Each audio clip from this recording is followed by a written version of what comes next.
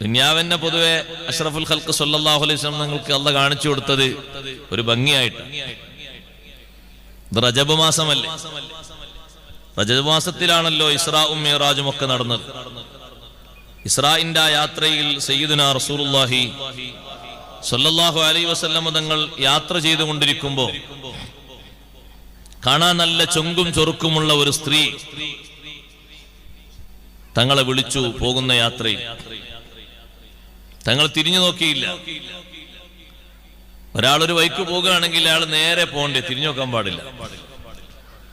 അത് പഠിക്കേണ്ട വേറൊരു മാർഗമാണ്. ഒരു ലക്ഷ്യത്തിന് പോകുമ്പോ ആ ലക്ഷ്യത്തിന് വേണ്ടി അങ്ങനെ പോകണം. തിരിഞ്ഞു നോക്കിയിട്ടുണ്ടെങ്കിൽ ലക്ഷ്യത്തിലെത്തൂല. വിളിച്ചപ്പോൾ തങ്ങൾ തിരിഞ്ഞു നോക്കിയില്ല, നേരെ പോയി. പലരും വിളിച്ചിട്ടുണ്ട്, സലാം പറഞ്ഞിട്ടുണ്ട്. സലാം പറഞ്ഞ ചില ആളുകളോടൊക്കെ കൂടെയുള്ള ജിബ്രീൽ അലൈഹിസ്സലാം സലാം മടക്കാൻ നിർദ്ദേശിച്ചിട്ടുണ്ട്. ഒരു സഹോദര സ്ത്രീ ഇങ്ങനെ എല്ലാവിധ ചമൽക്കാരങ്ങളും സ്വീകരിച്ച് തങ്ങളെ വിളിച്ചപ്പോ തിരിഞ്ഞു നോക്കാതെ മുന്നോട്ട് പോയപ്പോ തങ്ങൾ ചോദിച്ചു, മൻഹാദി, ആരാണ് ഈ പെണ്ണ്? ജിബ്രീൽ അലൈഹിസ്സലാം പറഞ്ഞു, ഹാദിഹി ദുനിയാ, ദുനിയാവാണത്.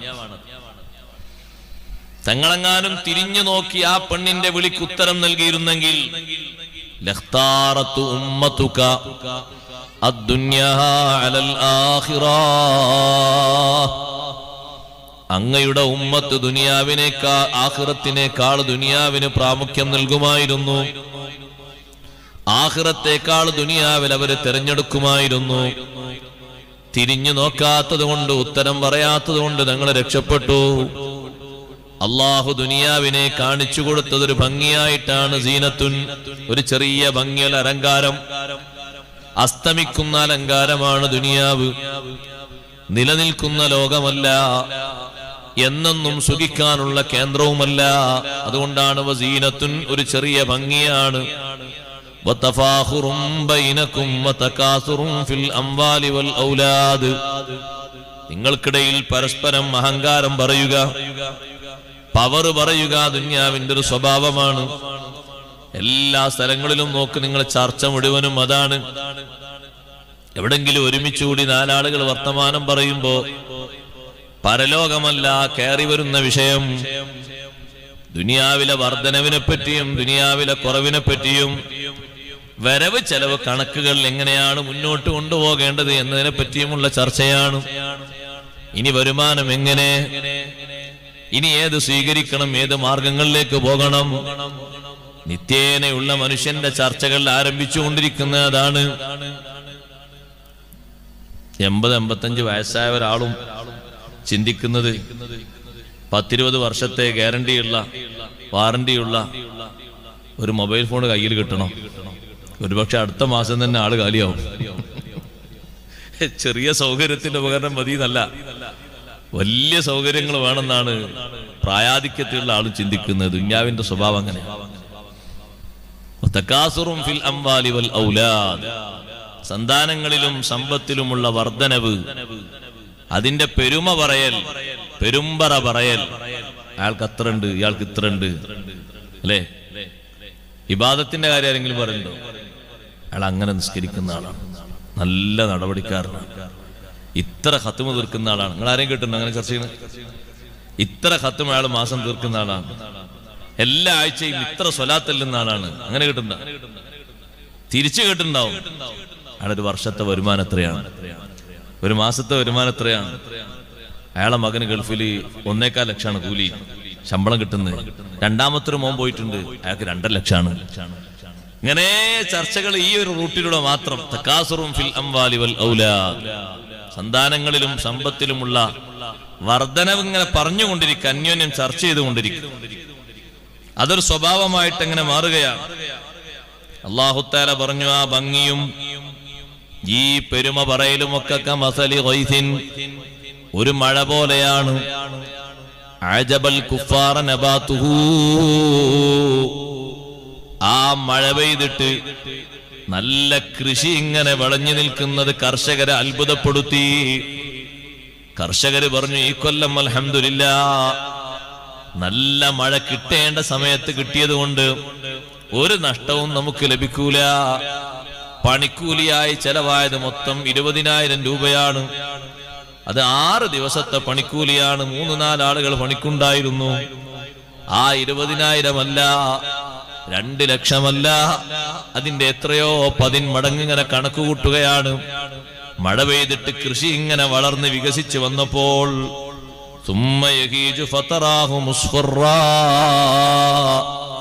പിന്നെ ഒരു കാറ്റങ്ങടിച്ചു, ഒരൊറ്റ കാറ്റടിച്ചപ്പോൾ ഈ കൃഷിയിടം മുഴുവനും മഞ്ഞ ബാധിച്ചു. പിന്നത് കറുപ്പിലേക്ക് നീങ്ങി കരിഞ്ഞുപോയി. പിന്നെ കാറ്റത്ത് പറന്നു പോകുന്ന, കാറ്റടിച്ചാൽ അങ്ങോട്ടും ഇങ്ങോട്ടും ഉയർന്നു പോകുന്ന, അതേ പല ഭാഗത്തും ഒരുമിച്ച് കൂട്ടിയിരിക്കുന്ന വേസ്റ്റുകളെ പോലെ ആളുകൾ കൊണ്ടുപോയി തള്ളിയ വൈക്കോല് പോലെ ആയി തീർന്നു. ദുനിയാവിന്റെ ഭംഗിയും ആ ഭംഗി അവസാനിക്കുന്നതുമാണ് അല്ലാഹു തആല ഓർമ്മപ്പെടുത്തുന്നത്. എന്നിട്ട് അല്ലാഹു പറയുന്നു, വഫിൽ ആഖിറത്തി അദാബുൻ ശദീദ്. വേണ്ടതുപോലെ ദുനിയാവിനെ കൈകാര്യം ചെയ്യാത്ത ആളുകൾക്ക് പരലോകത്ത് കടുത്ത ശിക്ഷയുണ്ട്. വമഗ്ഫിറത്തും മിനല്ലാഹി വറിദ്വാൻ. അല്ലാഹുവിൽ നിന്നുള്ള മഗ്ഫിറത്തുണ്ട്, മോചനമുണ്ട്, തൃപ്തിയും അല്ലാഹു തആല നൽകുന്നുണ്ട്. വമൽ ഹയാത്തുദ് ദുനിയാ ഇല്ലാ മതാഉൽ ഗുറൂർ. ഭൗതിക ജീവിതം എന്ന് പറയുന്നത് അത് വഞ്ചനയുടെ ഒരു ചരക്ക് മാത്രമാണ്. സമൃദ്ധി നല്ലോണം കാണുമ്പോ നമുക്ക് തോന്നും ഇത് നല്ല റാഹത്തുള്ള ജീവിതമാണ്, നല്ല സന്തോഷമുള്ള ജീവിതമാണ് എന്ന് തോന്നിപ്പോകും. ചതിയിൽ മനുഷ്യന്മാര് പെട്ടുപോകും. എത്ര ആളുകളാ കുടുങ്ങിപ്പോകുന്നത്. ദുനിയാവിന്റെ സ്വഭാവം അങ്ങനെയാണ്. വമൽ ഹയാത്തുദ് ദുനിയാ ഇല്ലാ മതാഉൽ ഗുറൂർ. മറ്റൊരു ആയത്തിലൂടെ അല്ലാഹു തആല പറഞ്ഞു, യാ അയ്യുഹന്നാസു ഇന്ന വഅദല്ലാഹി ഹഖ് ഫലാ തഗുറന്നകുമുൽ ഹയാത്തുദ് ദുനിയാ.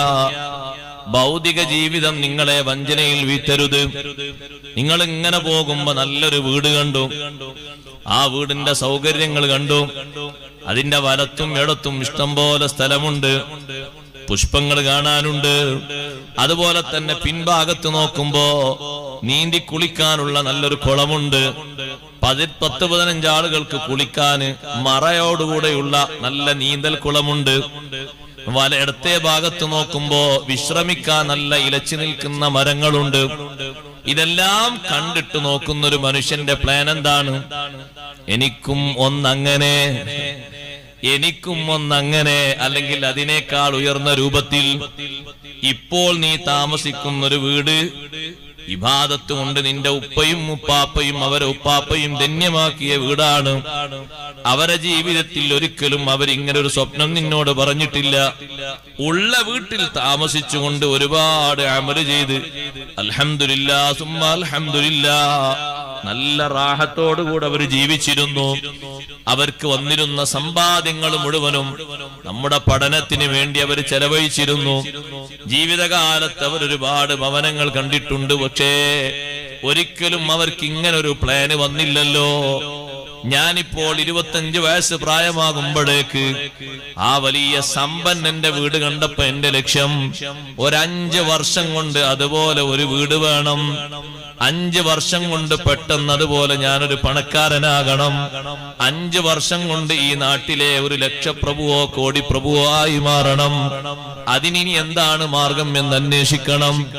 അപ്പോഴാണ് ഒരു സമ്പന്നന്റെ കീഴിൽ ഇയാൾ എത്തിപ്പെടുന്നത്. ആ സമ്പന്നൻ പറയുന്നു, എല്ലാം ഇവിടെ നോക്കി അങ്ങനെ നിൽക്കുകയാണെങ്കിൽ ദുനിയാ വികസിപ്പിക്കാൻ കഴിയൂല, കുറച്ചൊക്കെ കണ്ണു ചിമ്മേണ്ടി വരും. കണ്ണു ചിമ്മാറ മനസ്സിലായോ? നിയമങ്ങളൊന്നും നോക്കാതെ പല ഭാഗത്തുനിന്നും പലതും സ്വീകരിക്കേണ്ടി വരും. അല്ലാതെ നിങ്ങളാ പറഞ്ഞ മുത്തുമുമിനിങ്ങളായ ഖിലാസിലൊന്നും ഇത് കിട്ടൂല. അതെന്താ നിങ്ങൾ അങ്ങനെ പറയണത്? അതൊക്കെ അങ്ങനെയാണ്. പിന്നെ അങ്ങോട്ട് രക്ഷപ്പെട്ടോളും.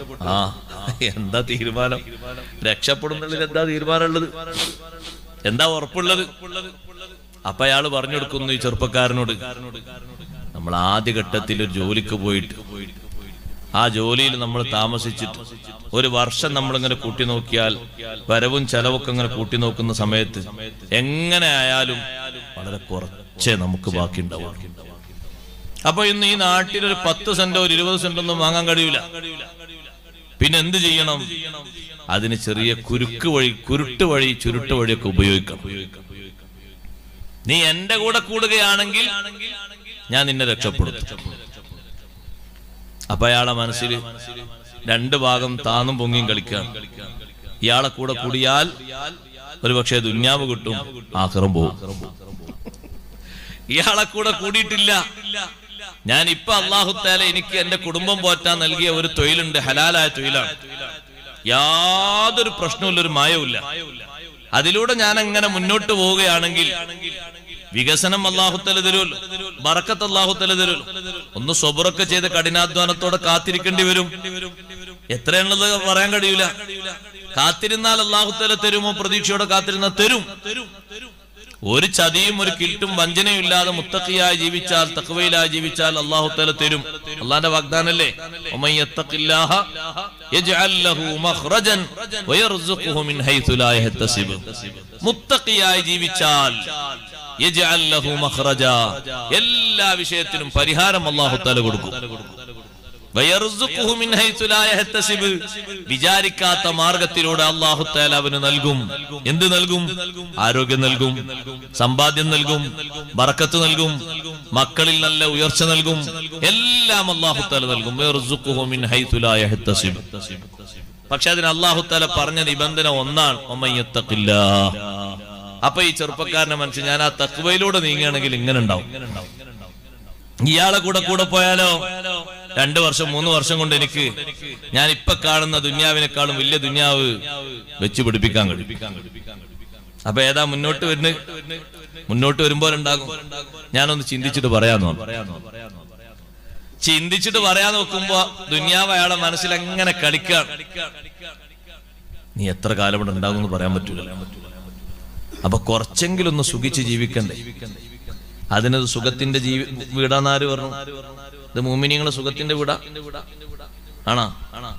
പിന്നെ ഉസ്താദെ ആഫിയത്തും സുഖം ചോദിക്കണം. അത് ഇബാദത്തിനും നല്ല നിലക്കുള്ള അധ്വാനത്തിനുള്ള സുഖാണ് ചോദിക്കുന്നത്. അതാണ് തെറ്റിദ്ധരിച്ചു പോയോ? പഴയ കാലത്ത് ഓതുന്ന ഹദീസ് ഓതിയിട്ടുണ്ടെങ്കിൽ നമ്മളെ ആൾക്കാർ ഉസ്താദെ ആ ഹദീസ് ഇനി മുതൽ ഓതാൻ പാടില്ല.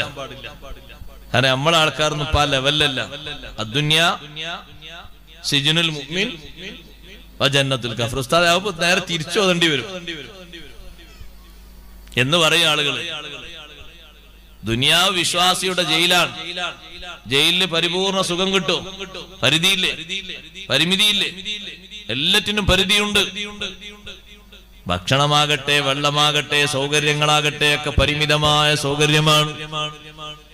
അന്നും ഇന്നും ജയിൽവാസത്തിന്റെ സ്വഭാവം അതാണ്. മുഅ്മിനായ മനുഷ്യന്റെ ജയിൽ കൊണ്ട് ഉദ്ദേശിക്കുന്നത് അത് തൊടാൻ പറ്റൂല, ഹറാമാണ്. ഇങ്ങോട്ട് നോക്കാൻ പറ്റൂല, ഹറാമാണ്. അങ്ങോട്ട് പോയി ചാടാൻ പറ്റൂല, ഹറാമാണ്. അപ്പൊ പരിധിയായ ഹലാലിന്റെ ഉള്ളിൽ മാത്രം ഒതുങ്ങി നീ കഴിയണം. നിന്റെ ജയില് ആ ഹറാമുകളാണ്. അതിലേക്ക് നീ തൊടാൻ പാടില്ല, നോക്കാൻ പാടില്ല, സ്പർശിക്കാൻ പാടില്ല, സ്വീകരിക്കാൻ പാടില്ല, കൊടുക്കാൻ പാടില്ല. എല്ലാം നിനക്ക് ലിമിറ്റ് ചെയ്തു പോയി. അതേ സമയത്ത് ഈമാനില്ലാത്ത മനുഷ്യനോ അവന് നിയമങ്ങളില്ലല്ലോ, നിബന്ധനകളില്ലല്ലോ. എന്തും യഥേഷ്ടം സ്വീകരിക്കാം, എന്തും ഭക്ഷിക്കാം, എന്തും കുടിക്കാം, ഏത് വിധേനയും ഉല്ലസിക്കാം. എല്ലാ സ്ഥലങ്ങളിലേക്കും വിശ്വാസികൾക്ക് പോകാൻ പറ്റൂല. എല്ലാ സ്ഥലങ്ങളിലും പോയി നമുക്ക് ഇരിക്കാൻ പറ്റൂല. എല്ലാ സ്ഥലങ്ങളിലും യഥേഷ്ടം പോയി നമുക്ക് സഞ്ചരിക്കാൻ പറ്റൂല. തടസ്സങ്ങളുണ്ട്, പ്രയാസങ്ങളുണ്ട്, പ്രതിസന്ധികളുണ്ട്. ഈ നിയമമില്ലാത്തവനോ ഏത് സ്ഥലത്തേക്കും പോകാം, എങ്ങനെയും സുഖിക്കാം, ഏതും കുടിക്കാം, എന്തും ഭുജിക്കാം. അയാൾക്ക് ഇന്നതേ ഉള്ളൂ എന്ന തീരുമാനമില്ലല്ലോ. അതുകൊണ്ടാണ് അത്തരക്കാരെ പറ്റി അല്ലാഹ് പറഞ്ഞത്, വയകുലൂന കമാ തഅകുലുൽ അൻആം. ദുനിയാവിലെ സുഖിയന്മാരെ അവര് ഭക്ഷിക്കുന്നു, കമാ തഅകുലുൽ അൻആമു, കന്നുകാലികൾ ഭക്ഷിക്കും പോലെ. കാട്ടിൽ പോകുന്ന പശുക്കള്, ആടുകളെ നോക്ക് നിങ്ങൾ. ഒരു ഇല മാത്രമേ അവർ കടിക്കൂ, ഭക്ഷിക്കൂ എന്നില്ല. അവർക്കൊരു വേലി അല്പം ഇങ്ങനെ പൊളിഞ്ഞു കണ്ടാൽ അത് ആരാന്റെ ഒരു പറമ്പാണ് എന്നവർക്ക് നിയമമില്ല. അവിടെ ഇപ്പോൾ കഴിഞ്ഞ ദിവസം തന്നെ കുഴിച്ചിട്ടിട്ട് നല്ല വിലപിടിപ്പുള്ള ഒരു ചെടിയാണ് പൊങ്ങി വരുന്നത്. അതിന്റെ തൂമ്പ് കടിക്കാൻ പാടില്ല എന്നും നിയമങ്ങളില്ല.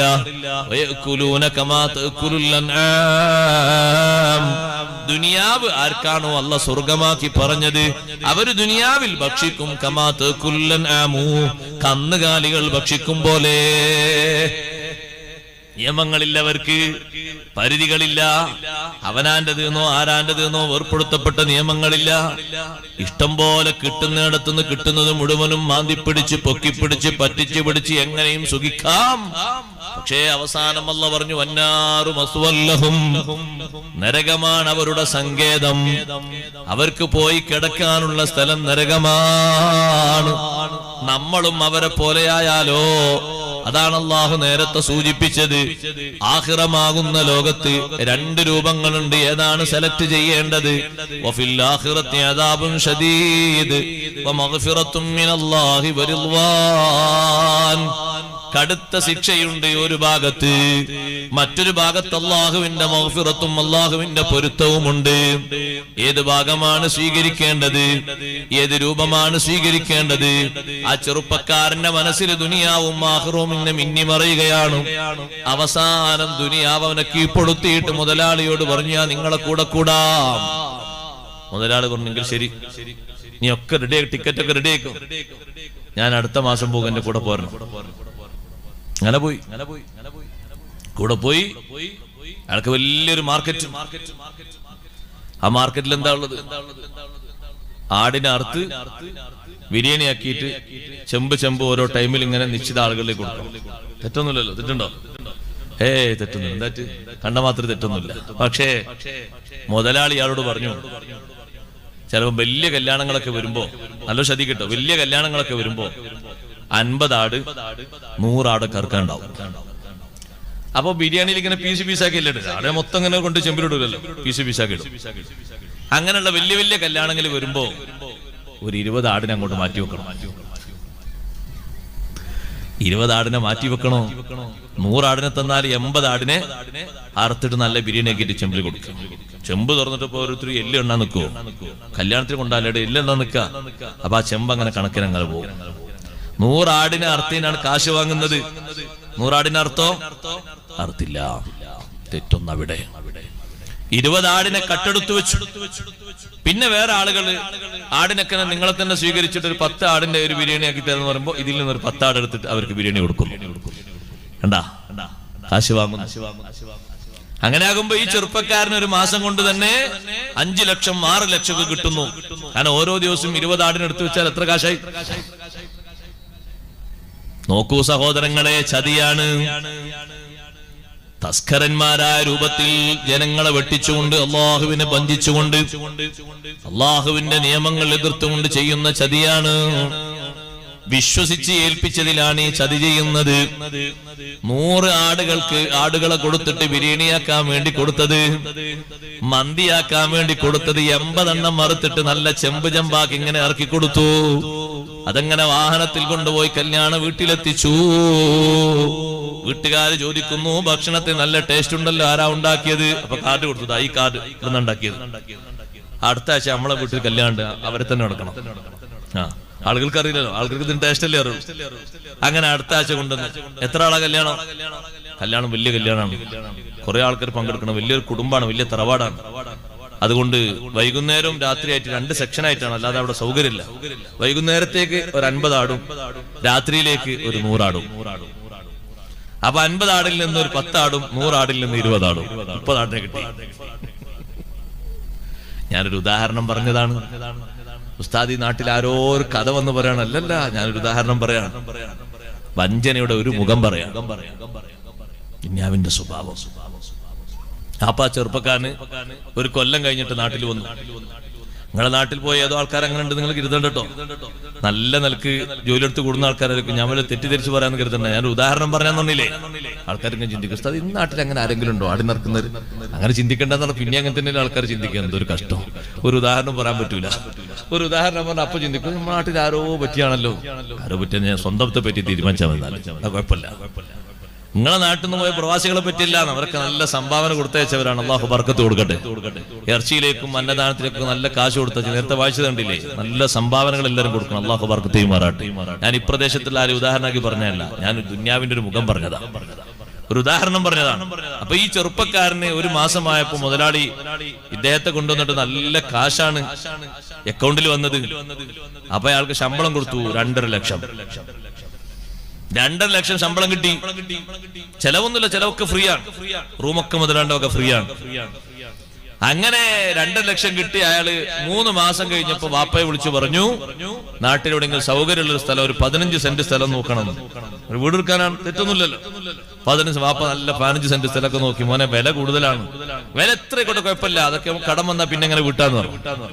ആ മുഖമൊന്നും ഇവിടെ അറിയില്ല, നാട്ടിലെ വാപ്പ അറിയില്ല, ഉമ്മ അറിയില്ല, ആരും അറിയില്ല, കൂട്ടുകാരും അറിയില്ല. ധാരണയിൽ ചിലപ്പോ അയാൾക്ക് തോന്നിയിട്ടുണ്ടാ പഠിച്ചവരെ അറിയില്ല. അള്ളാഹുത്താല അറിയാതെ കേട്ടോ, എല്ലാവരും അറിയും. അള്ളാഹുത്താല എല്ലാം അറിയും, എല്ലാം കറക്റ്റ് ആക്കി വെക്കും. പിന്നെ ഇങ്ങനെ കെട്ടയിച്ചു വിടുന്ന എന്തിനാണെന്നറിയോ? എത്രത്തോളം ബോധമുണ്ട്, എത്രത്തോളം ചിന്തയുണ്ട് നോക്കാനാണ്. അതിനങ്ങനെ കെട്ടയിച്ചു വിടുന്നു. നമ്മൾ എത്രത്തോളം ശ്രദ്ധിക്കുന്നുണ്ട് നോക്കാൻ വേണ്ടിയിട്ടാണ്. ഒരു പരീക്ഷണത്തിന് വേണ്ടി ആ ദുനിയാവിനെ നമ്മളൊക്കെ അള്ളാഹുത്താല വിന്യസിച്ചത്. ഒരിക്കലും നമ്മളെ സുഖിപ്പിച്ച് കടത്താനല്ല. ലിയബ്ലുവക്കും ഫീമാ ആതാക്കും, നിങ്ങൾക്ക് നൽകിയതിൽ നിങ്ങളെ പരിശോധിക്കാൻ വേണ്ടിയാണ് ഭൂമിയിൽ നിങ്ങളെ ഖലീഫമാക്കി വെച്ചത് എന്ന് അല്ലാഹു തആല പറയുന്നു. എന്തിനാ ഭൂമിയിൽ കൊണ്ടുവന്നത്? നിങ്ങൾക്ക് നൽകിയതിൽ നിങ്ങളെ ഒന്ന് പരിശോധിക്കാൻ. നല്ല രൂപത്തിൽ ആര് സമ്പാദിക്കുന്നു, നല്ല രൂപത്തിൽ ആര് കൊടുക്കുന്നു, നല്ല രൂപത്തിൽ ആര് കുടുംബം പോറ്റുന്നു, നല്ല രൂപത്തിൽ അള്ളാഹുവിന്റെ മാർഗത്തിൽ ക്ഷമിച്ച് ആര് സമ്പാദിക്കുന്നു, ചെലവഴിക്കുന്നു, ആര് ഉൽപ്പാദിപ്പിക്കുന്നു, വളർത്തുന്നു, എത്ര കഠിനാധ്വാനം ചെയ്ത് പിടിച്ചു നിൽക്കുന്നു, ഇതൊക്കെ നോക്കാനാണ്. സുഖിപ്പിക്കാൻ വേണ്ടിയല്ല ദുനിയാവിൽ നമ്മളെ കൊണ്ടുവന്നത്. അങ്ങനെ ആരും ചിന്തിക്കരുത്, ആരും തീരുമാനിക്കരുത്. സുഖത്തിന്റെ ലോകം ഒരിക്കും ദുനിയാവല്ല, സുഖിക്കാനുള്ള കേന്ദ്രമല്ല ദുനിയാവ്. അമലിന്റെ ലോകമാണ്, കഠിനാധ്വാനത്തിന്റെ ലോകമാണ്. കഷ്ടപ്പെട്ട് നമ്മളെ കുടുംബത്തിന് അധ്വാനിക്കും പോലെ ആഖിറത്തിന് വേണ്ടി ജീവിതം ചെലവഴിക്കേണ്ട ലോകമാണ്. അങ്ങനെയാണ് ഈ ദുനിയാവിൽ കാണേണ്ടതും ജീവിക്കേണ്ടതും. ഇരിക്കട്ടെ സഹോദരന്മാരെ, മഹാന്മാരൊക്കെ കണ്ട ദുനിയാവ് അങ്ങനെയാണ്. ആ ചെറുപ്പക്കാരൻ ഒറ്റ വർഷം കൊണ്ട് 15 സെന്റ് സ്ഥലം വാങ്ങി, വീടിന് നല്ല ഒരു തറ കെട്ടി, ആ വീടെല്ലാം പടുത്തുയർത്തി. പിന്നെ 2 വർഷം കൂടി ഇവിടെ നിന്നപ്പോൾ വലിയ മുതലാളിയായി മാറി. സുബ്ഹാനല്ലാഹ്, ഈ സമ്പത്തിന്റെ അടിസ്ഥാനം മുഴുവനും, അടിത്തറ മുഴുവനും ചതിയാൻ. റബ്ബ് സുബ്ഹാനഹു വ തആല പിന്നെയും എന്തിനാ ഉസ്താദേ അയാൾക്ക് അങ്ങനെ ആഫിയത്ത് കൊടുത്തത്, പിന്നെയും എന്തിനാ ദീർഘായുസ് കൊടുത്തത്? ലിയബ്ലുവക്കും ഫീമാ ആതാക്കും, നിങ്ങൾക്ക് നൽകിയതിൽ നിങ്ങളെ പരീക്ഷിക്കാനാണ്. അഷ്റഫുൽ ഖൽഖ് മുഹമ്മദുർ റസൂലുള്ളാഹി സ്വല്ലല്ലാഹു അലൈഹി വസല്ലം തങ്ങൾ പറഞ്ഞല്ലോ, ഇന്ന ഹാദൽ മാല ഹൽവത്തുൻ ഖുദിറാ, ഈ സമ്പത്ത് എന്ന് പറയുന്ന നല്ല മധുരവും പച്ചപ്പും നിറഞ്ഞതാണ്. പച്ച കാണാൻ നല്ല ഭംഗിയുള്ള കളറല്ലേ, പച്ചയുടെ കളറ്. സ്വർഗത്തിൽ വരെ അള്ളാഹു ധരിക്കാൻ തരുന്ന വസ്ത്രം പച്ച വസ്ത്രമല്ലേ? യൽബസൂന മിൻ സുന്ദുസിൻ വഇസ്തബ്റഖിൻ ഖുദ്റൻ മിൻ സുന്ദുസിൻ വഇസ്തബ്റഖിൻ, പച്ച നിറത്തിലുള്ള നിർമ്മലമായ പട്ടും കുറച്ചുകൂടി കട്ടിയുള്ള പട്ടും 2 പട്ടും ധരിപ്പിക്കുന്നു എന്ന് അള്ളാഹു പറഞ്ഞില്ലേ? പച്ച പൊതുവെ ആളുകൾക്ക് ദഹിക്കുന്ന നല്ലോണം സന്തോഷം നൽകുന്ന ഒരു കളറാണ്. സമ്പത്തിന്റെ സ്വഭാവം അങ്ങനെയാണ്, അതിന് നല്ല മധുരമാണ്. മധുരം കഴിക്കാൻ പറ്റാത്തവർക്കും താല്പര്യം മധുരത്തിനോടായിരിക്കും. സമ്പത്തിന്റെ സ്വഭാവം അങ്ങനെയാണ്. എന്നിട്ട് തങ്ങൾ പറഞ്ഞു, ഒരു മനുഷ്യൻ സമ്പാദിക്കുന്നതും അവന് സമ്പത്ത് നൽകപ്പെടുന്നതും റബ്ബ് സുബ്ഹാനഹു വ തആല കൽപ്പിച്ച രീതിയിലും ഇസ്ലാമി ദീന് പഠിപ്പിക്കുന്ന രീതിയിലുമാണോ, ബൂരിക ലഹു ഫീഹി, അതിലവന് ബറക്കത്ത് ചെയ്യപ്പെടും. അവൻ ആ സമ്പത്ത് സ്വീകരിക്കുന്നതും ചെലവഴിക്കുന്നതും അള്ളാഹു കൽപ്പിച്ച രൂപത്തിലും ഭാവത്തിലുമാണെങ്കിൽ ബറക്കത്ത് നൽകപ്പെടും.